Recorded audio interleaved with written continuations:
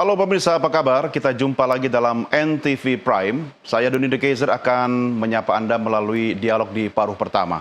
Pemirsa, pada bulan Desember tahun 2022, Presiden Joko Widodo pernah mengatakan ada 3 masalah Jakarta yang tak kunjung dapat diselesaikan. Macet, banjir, dan tata ruang. 8 tahun sebelumnya, saat masih menjadi calon presiden, Jokowi menegaskan bahwa masalah Jakarta akan lebih cepat diselesaikan ketika ia menjadi presiden. Tapi begitulah, masalah Jakarta kelewat berat dan kompleks sehingga tidak mungkin simsalabim menyelesaikannya. Konteksnya juga berubah karena Presiden Jokowi telah memindahkan ibu kota Indonesia ke Kalimantan Timur. Sekarang Jakarta bukan lagi DKI, tapi DKJ alias Daerah Khusus Jakarta. Dalam dialog sesi pertama ini kita akan mengupas tuntas terkait masalah Jumbo Jakarta pos Jokowi. Dan setelah Jakarta bukan lagi ibu kota negara Republik Indonesia. Kami sudah mengundang narasumber untuk berdiskusi dengan kami, pakar tata kota Yayat Supriyatna, dan juga nanti bergabung bersama kami Suryono Herlambang yang juga pakar tata kota. Tapi yang di sebelah saya ini sudah tidak asing lagi, Pak Yayat, apa kabar? Baik, alhamdulillah. Sebentar, masih tetap Pak tata kota kan? Iya. Dengan topi seperti ini? Iya, kira-kira gitu aja lah. Jadi katanya Pak Jokowi, ini bukan kata saya. Ya, Jakarta itu kan 3 masalah utamanya tadi soal macet, banjir, tata ruang. Dan nggak bisa simsalabim selesai. Komentar Anda Pak Yayat. Pertama gini, merubah kota seperti katakan tidak bisa simsalabim, harus tahu akar persoalannya apa. Pertama satu, kita harus tahu struktur ruangnya gimana. Jakarta macet karena semua konsentrasi kegiatan-kegiatan ekonomi di wilayah Jabodetabek itu terkonsentrasi Jakarta. Di situ. Ada 2 wilayah yang menjadi wilayah favorit. Ini data dari BPS Komuter di tahun 2023. Nah, apa yang dikatakan? 2 wilayah yang paling banyak didatangi, Jakarta Selatan dan Jakarta Pusat. Oh, pantas itulah ada. Jantungnya. Pantas Jaksel. Jaksel ya, agak tren gitu ya. Gitu. Nah, di situ ini dari aspek ekonomi atau apa nih? Aspek ini komuter, transportasi dulu. Dan kedua menggabungkan dengan ekonomi. Karena ada ekonomi, karena ternyata dari apa yang terjadi, mobilitas ini karena kekuatan wilayah selatan dan utara secara tata ruang sudah ditetapkan itu perdagangan, jasa, semua di situ.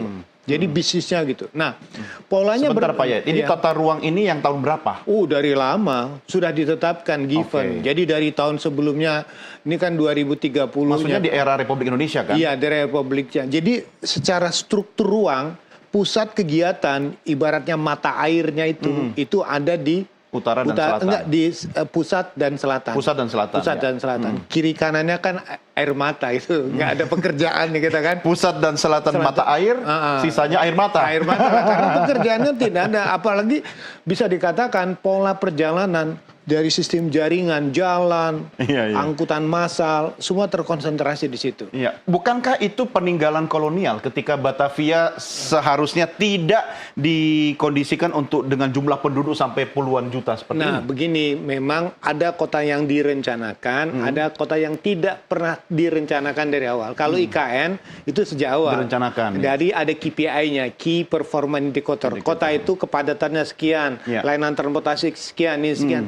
Jakarta dan kota-kota utama di kita itu pada umumnya tidak punya standar utama apa yang harus mereka capai sejak awal. Mungkin standarnya hanya di era pada waktu Jakarta didirikan awal begitu. Iya, bedanya kan ini Jakarta growth city, kota yang tumbuh berkembang bersama masyarakatnya. Jadi tidak ada pengendalian. Jadi kalau kita mengevaluasi, orang nggak melihat penyimpangannya berapa, perubahannya bagaimana, implikasi-implikasinya itu yang hanya terlihat. Kemampuan mengendalikannya nggak bisa. Sama kayak Bogor kan Pak Yayat kan, dia tidak disetting untuk kota dengan kepadatan seperti sekarang ini kan? Itu, seperti Bandung. Bandung dulu kan idealnya 500.000, kota pendudukan rendah, nyaman, kemana-mana mobilitas. Tapi kan yang tidak bisa diprediksi dari kita itu adalah tekanan penduduknya. Apalagi ada persoalan kemiskinan di wilayah luar itu membuat daya tariknya menjadi begitu banyak. Jadi memang harus akui tekanan paling besar terkait tata ruang, transportasi, daya dukung dan lain adalah penduduk. Ya, tapi kalau saya sedikit mengulik statement Anda Pak Yayat, ini masalah utama dari tata ruang. Sehingga tata ruang ini seperti statement Pak Jokowi imbasnya ke banjir dan macet ya. Oke, saya minta statement dan pendapat Pak Suryono Herlambang sudah bergabung bersama kami. Apa kabar Pak Suryono? Nah, ini sahabat saya juga nih. Ya, tapi saya belum bisa dengar suaranya Pak Suryono nih. Padahal kita tinggal satu kota, Pak. Baik. Oke. Selamat sore, ya. Ya, karena kalau depan kampusnya Pak Suryono itu dulu terkenal banjir melulu. Nah, ini ada 3 hal Pak Suryono. Macet, banjir, tata ruang. Ini yang kemudian dikatakan oleh Presiden Jokowi. Itu masalah utama Jakarta. Komentar Anda?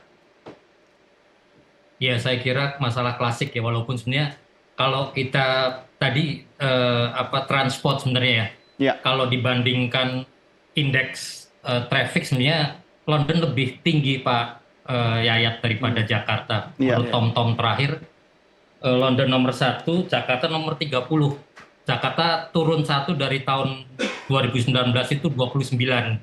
Ya, tapi kalau kita lihat cek indeks air quality-nya itu Jakarta di nomor 7, sementara London nomornya 95. Jadi ini sebenarnya menarik juga. Saya pernah baca juga artikel bahwa sebenarnya kemacetan itu sangat kompleks masalahnya gitu. Ya, Pak Suryono, kita membaca data yang sama ya saat ini ya. Anda katakan tadi London ya, itu kan paling tinggi ya di dunia ya, 37 menit ya, itu kemacetannya.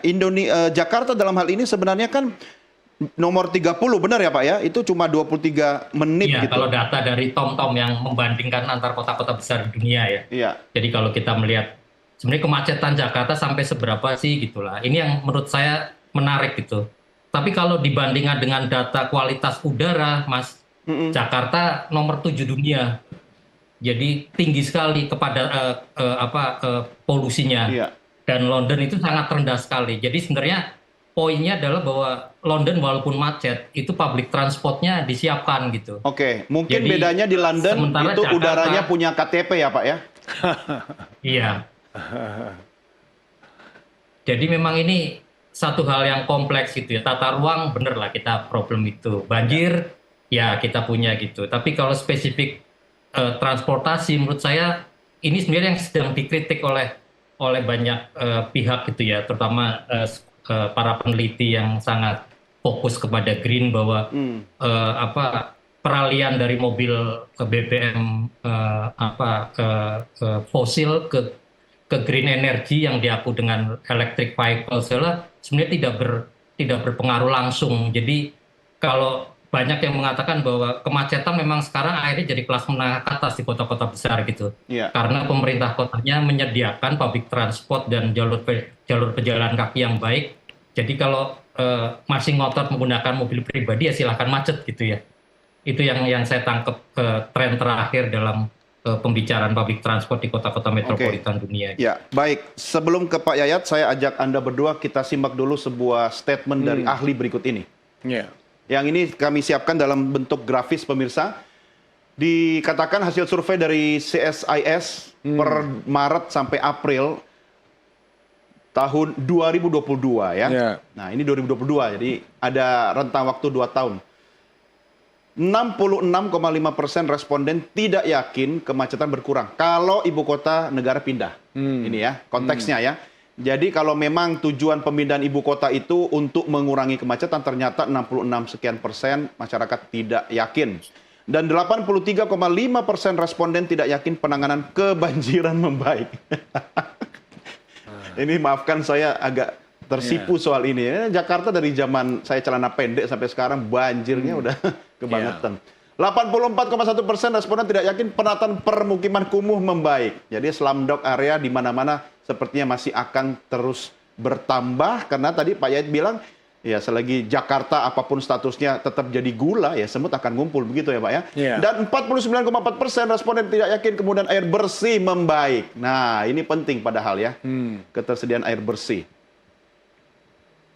Termasuk akses terhadap air bersih ya. Ketersediaan itu penting dan yang lebih penting adalah aksesnya. Pak Yayat, sebentar sebelum lebih teknis ya, ada kaitannya nggak sih peradaban sebuah bangsa terhadap persoalan 3 utama yang kita diskusikan hari ini?